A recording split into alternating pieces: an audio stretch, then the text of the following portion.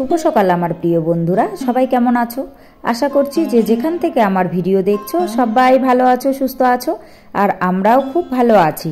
পাহাড়ি এলাকার এই ছোট্ট গ্রাম থেকে আমি আবারও চলে আসলাম নতুন একটা ব্লগ ভিডিও নিয়ে। সম্পূর্ণ ভিডিওটা জুড়ে আমার সাথে থাকার অনুরোধ রইল। যারা নতুন এসেছো, ভিডিওটা যদি ভালো লাগে প্লিজ একটা লাইক করে চ্যানেলটি সাবস্ক্রাইব করে আমার পাশে থেকো। আর যারা আগের থেকেই সাবস্ক্রাইব করে রেখেছো, আমাকে সাপোর্ট করেছো, তাদের জন্য রইল অসংখ্য অসংখ্য ধন্যবাদ। এখন বেলা বাজে সকাল 8টা, আর এখন থেকেই আমি তোমাদের সবাইকে সাথে নিয়ে আজকের ব্লগটি শুরু করে দিয়েছি। আই হোপ কে আজকের ব্লগটিও তোমাদের ভালো লাগবে। সকাল সকাল ঘুম থেকে উঠে কিন্তু ব্রাশ ট্রাশ করে ঘরটার ঝাড়ু দিয়ে চা করে আমরা খেয়ে নিয়েছি। আর মেয়ে যেহেতু শুয়েছিল তাই আর বিছানাটাকে গোছানো হয়নি। এখন মেয়ে উঠে মুখ ধুলো, তাই আমি বিছানাটাকে গুছিয়ে নিচ্ছি। আর বিছানা গোছানোর কাজটা তো প্রতিদিনই থাকে, যেহেতু আমি ডেলি ব্লগ করি তাই আমার সকল কাজকর্মগুলোই কিন্তু তোমাদের সঙ্গে তুলে ধরি। তো আমি এদিকে বিছানাটা গোছাচ্ছি আর মেয়ে মুখ ধুয়েছে, মুখটা মুছতে মুছতে আমার এদিক ওইদিক ঘোরাঘুরি করছে। আর আমার সঙ্গে সঙ্গে ও কিন্তু এভাবেই ঘোরাঘুরি করে কাজ করে। তো যাই হোক, বিছানাটাকে গুছিয়ে নিয়ে তারপর আমি সোজা রান্নাটাকে চাপিয়ে দিলাম। তো কাঁঠাল সিদ্ধ দিয়ে দিচ্ছি, কারণ একটা কাঁঠাল পেরে এনেছিল। আর এখানে যেহেতু আমাদের দাবটির সমস্যা, তো সব কিছু নিয়ে আসিনি, সে কারণে আর সবে এসেছি। আস্তে আস্তে সব কিছুই জোগাড় করব বা কিনবো। এখন যেহেতু টাকা পয়সার সমস্যা, তাই কিন্তু এভাবেই চলতে হচ্ছে। জানি না এভাবে আর কতদিন চলতে হবে। তো টাকা পয়সা হাতে না হলে তো সব জিনিসপত্র কিনতে পারবো না। তাই কাঁঠালটা কিন্তু ভালো করে কাটতে পারিনি। কর্তামশাই এভাবে ছুলে দিয়েছে, বলেছে সিদ্ধ হয়ে গেলে তারপর তুমি চাকুটা দিয়ে সুন্দর করে কেটে নিও। তাই আমি কাঁঠালটাকে সিদ্ধ বসিয়ে দিলাম। একটু নুন আর একটু হলুদ দিয়ে দিলাম। নুন হলুদ দিয়ে সিদ্ধ হলে পরে কাঁঠাল রান্না করলে খেতে বেশ ভালো লাগে। তো সে কারণে এভাবেই কিন্তু কাঁঠালটাকে আমি সিদ্ধ বসিয়ে দিয়েছি। কাঁঠালটা সিদ্ধ হচ্ছে, আর দেখো একটুখানি নুন দিয়ে দিয়েছি, আর জলটা একটু বেশি করে দিয়েছি, কারণ আস্তে আস্তে সুন্দরভাবে সেদ্ধ হোক আর নুন হলুদটা কাঁঠালটার ভেতরে ঢুকে যাবে। তারপর কিন্তু সুন্দরভাবে এটাকে আমি টুকরো টুকরো করে কেটে নেব। তো কাঁঠাল সিদ্ধ করে নামিয়ে নিয়ে, যেহেতু মেয়ে ঘুম থেকে উঠে গেছে, এখন মেয়েকে কিছু খেতে দিতে হবে, তাই কিন্তু একটুখানি জল আমি গরম করে নিচ্ছি। কারণ এখানে তো দুধ পাওয়া যায় না, আর দুধ পাওয়া যায় না এটাই ঠিক, পাওয়া গেলে হয়তো কেনা হতো মেয়ের জন্য, যেহেতু মেয়ের দুধ খেয়ে অভ্যেস। তো যেহেতু দুধ পাওয়া যায় না, তাই একটু জল গরম করে নিলাম। গরম করে এটাকে কমপ্লান গুলিয়ে মেয়েকে খেতে দেবো 2টো বিস্কিট দিয়ে। আর এখানে আমি এক প্রেসার জল আমি গরম করে নিচ্ছি। আর গরম জলটার মধ্যে এখন দিয়ে দিচ্ছি মেয়ের একটুখানি কমপ্লান। এটাকে নিয়ে এসেছিলাম বাড়ি থেকে, যেহেতু এটা আছে আর নষ্ট হয়ে যাবে বেশি দিন থাকলে। তো মেয়ে না জল দিয়ে খেতে চায় না, তবু আমি বললাম বাবা এখানে তো কিছু নেই, জল দিয়েই খেয়ে নাও। তাই কষ্ট করে কিন্তু মেয়েও খাচ্ছে। আর এখানে এসে মেয়েটাও কিন্তু আমার খুব কষ্ট করছে, জানো তো। কিন্তু কিছু করার নেই, বাইরে এলে তো একটু কষ্ট সবাইকেই সহ্য করতেই হবে। তো ওভাবে বুঝিয়েছি, মেয়ে বুঝেছে, তাই কিন্তু জল দিয়ে কমপ্লানটা খেতে দিই। আসলে জল দিয়ে খেতে তো ভালো লাগে না, তবুও আর কি, সেই কারণেই ও মাঝে মাঝে খেতে চায় না, জানো তো। তো প্লেটে করে দিয়ে দিচ্ছি, কারণ ও তো বিছানায় বসে খাবে, যদি এদিক সেদিক পড়ে যায়। তাই প্লেটে করে কমপ্লানের কাপটা দিয়ে দিলাম, আর সঙ্গে 2টো বিস্কিট দিয়ে দিলাম। এখনও ওটা বসে বসে খাবে। তারপর রান্নাবান্না হয়ে গেলে ওকে একটুখানি ভাত খাইয়ে দেবো। তো ও বসে বসে দেখো ওর আপন মনে ধীরে ধীরে ও কমপ্লানটা খাচ্ছে। আর যেহেতু একটা ঘরের মধ্যেই সব, তাই ও বিছানায় বসেই খাচ্ছে, নিচে বসার জায়গা নেই। তারপর আমি এদিকে কাঁঠাল সেদ্ধটাকে নামিয়ে রেখে ভাত বসিয়ে দিয়েছি, কারণ এখন তো রান্না বান্না করতেই হবে। আর যেহেতু হিটারে রান্না করি, রান্না করতে জানো তো অনেকটাই সময় লাগে, কারণ এটা তো বাড়ানো কমানো যায় না, আস্তে ধীরে জাল ওঠে। তো যাই হোক বন্ধুরা, এদিকে আমার ভাত হচ্ছে, আর এদিকে জানো তো ওই যে বলে না, নেশারু লোক যেখানে যায় সেখানেই নেশা খুঁজে বেড়ায়। তো এখানে এসেও পানির নেশাটাকে একেবারে কমাতে পারিনি, একটু কমেছে, একটু কম খাই। তো সুপুরি কাটবো, কাটার কিছু নেই, তাই ওই বাটালের ওই যন্ত্রটা দিয়ে আর ভাইয়ের কাজের হাতুড়িটা দিয়ে এই কাঠটার মধ্যে রেখে সুপারিগুলোকে আমি কেটে রাখছি, জানো তো। আর কাটতে এত কষ্ট হচ্ছে কি বলবো, বলার আর কোনো ভাষা নেই আর কি। তারপরেও কাটতে হচ্ছে, কারণ নেশা জাতীয় জিনিস, আর এটা যেহেতু খাই এখন একটু খেতেই হবে। তো এখন কিন্তু খুব কম খাই, জানো তো, আগের তুলনায় অনেকটাই কমেছে।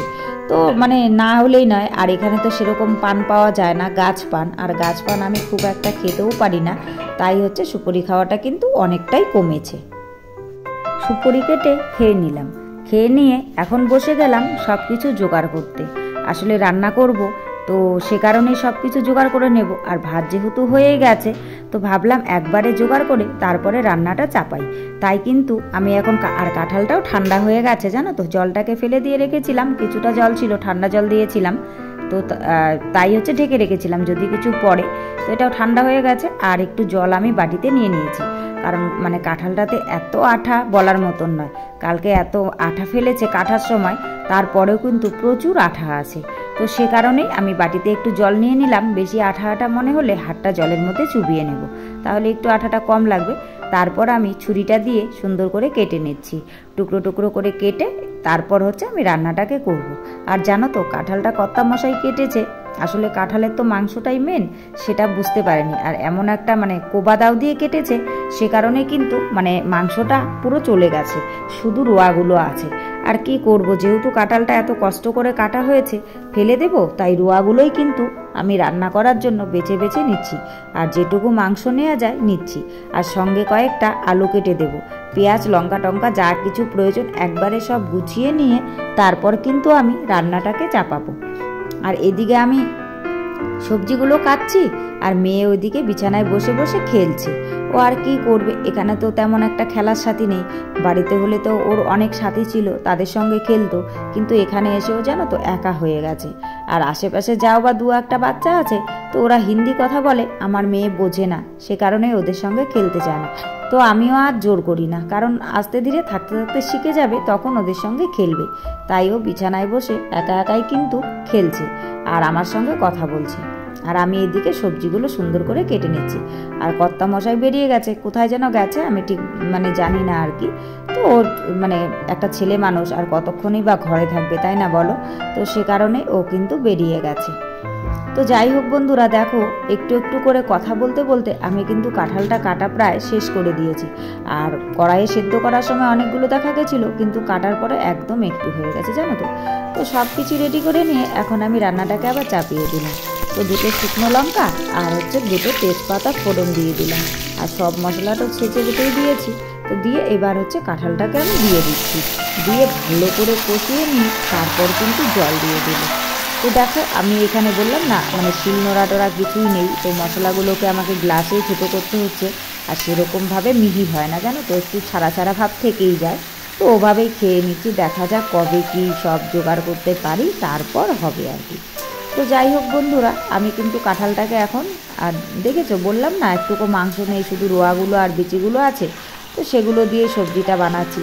আর সবজিটা মানে ভেবেছিলাম হয়তো খেতে ভালো হবে না, কিন্তু রান্না করার পরে খেতে বেশ ভালোই লেগেছে, অতটাও খারাপ লাগেনি। তবে হ্যাঁ, খাওয়া গেছে কিন্তু কাঁঠালটা মানে সকলেরই বেশ ভালো লেগেছে। আর কাঁঠাল তো মুখরোচক সবজি, তো যেরকমই হোক না কেন সকলেই কিন্তু খেতে বেশ ভালোই গেছে। তারপর সব মশলা লবণ হলদি টলদি দিয়ে ভালো করে কষিয়ে নিয়ে এখন আমি একটু ঝোল দিয়ে দিলাম।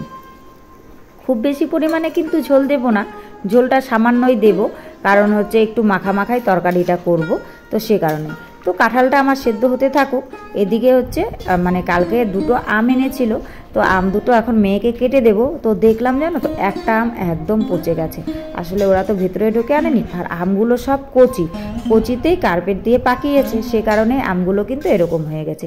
তো মেয়েকে এখন আম খেতে দিই। আর সেই সঙ্গে সঙ্গে বন্ধুরা, আজকের ভিডিওটা কিন্তু আমি এই পর্যন্তই শ্যুট করেছি। তো সব মিলিয়ে আজকের ভিডিওটা তোমাদের কেমন লেগেছে অবশ্যই কিন্তু তোমরা কমেন্ট করে জানাতে ভুলো না। আর আজকের ভিডিওর যদি কিছু ভালো লাগে তাহলে প্লিজ একটা লাইক করো, কমেন্ট করো, শেয়ার করো, আর আমার চ্যানেলটিকে সাবস্ক্রাইব করে এভাবেই আমার পাশে থেকো। সবাই ভালো থেকো, সুস্থ থেকো, তোমাদের পরিবারের সকলকে নিয়ে ভালো থেকো। তোমাদের সঙ্গে দেখা হচ্ছে পরবর্তী কোনো ভিডিওতে নতুন কোনো ব্লগের সাথে। ততক্ষণের জন্য সবাইকে টাটা এবং গুড নাইট। আবার দেখা হচ্ছে, চলো এখন চলি।